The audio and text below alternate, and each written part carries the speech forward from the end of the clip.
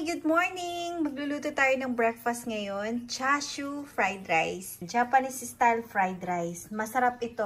Kung meron kayong chashu, pwede din natin to. Hindi lang to para sa ramen. Pwede din to sa fried rice. Ayan, papakita ko sa inyo ngayon kung paano natin to gawin. Ito lahat yung mga ingredients na kakailanganin natin. Napakasimple lang pero napakasarap nitong ating fried rice na lulutuin ngayon.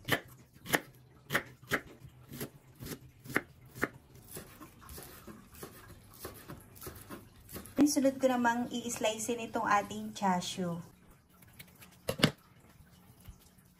Sarap din kasi sa fried rice yung chashu.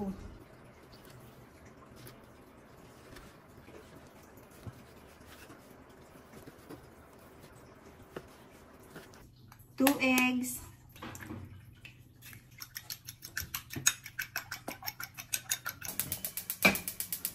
Olive oil. Unahin natin ilagay yung egg.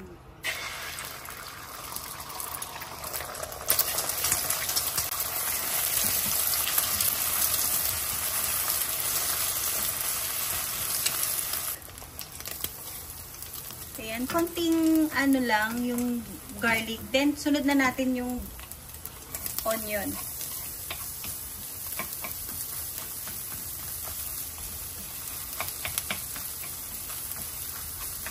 Cups na rice.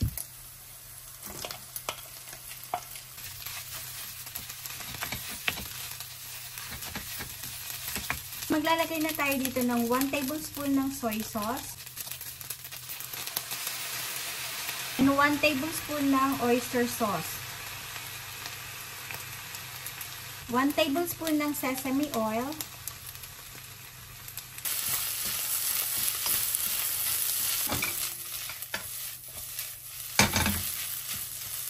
Chashu.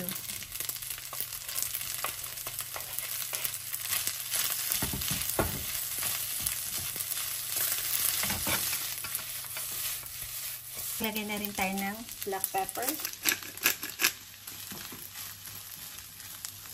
Natin yung ating spring onions. Yan, luto na po yung ating fried rice.